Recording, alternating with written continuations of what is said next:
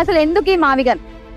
YSR Congress party అధినేత, ఆంధ్ర రాష్ట్ర మాజీ ముఖ్యమంత్రి వర్యులు శ్రీ వైఎస్ జగన్మోహన్ రెడ్డి గారు రాష్ట్ర ప్రజల ముందుకు మావిగన్ మచిలీపట్నం, విజయవాడ, గుంటూరు అనే ప్రాంతాలని, ఆ చుట్టూ ఉన్న 110 కిలోమీటర్ల కారిడార్ ని అభివృద్ధి చేసుకున్నట్లయితే గనక అతి తక్కువ బడ్జెట్ లో అప్పుల పాలైపోకుండా మనం ఒక రాజధానిని డెవలప్ చేసుకోవచ్చు అనే ఒక ఆలోచనని రాష్ట్ర ప్రజల ముందుకు తీసుకురావడం జరిగింది.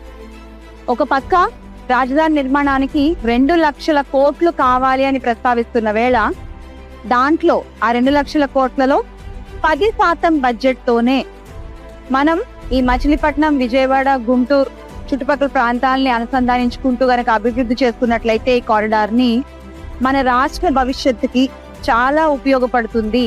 మన రాష్ట్ర ఆర్థిక భవిష్యత్తుకి కూడా ఇదే సరైన మోడల్ అని జగన్మోహన్ రెడ్డి గారు ప్రస్తావించడం జరిగింది.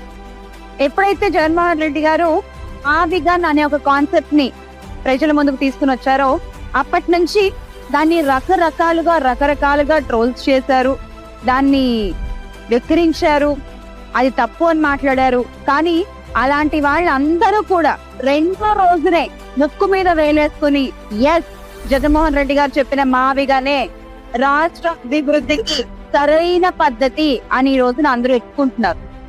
ఎందుకు మావిగన్ అంటే, మావిగన్ జగనన్న విజన్, మావిగన్ ఆంధ్ర రాష్ట్ర అభివృద్ధి, మావిగన్ రాష్ట్ర అప్పుల ఊబి నుండి బయటికి వచ్చే దారి, మావిగన్ మన ఆంధ్ర రాష్ట్రానికి ఒక తలమానికం.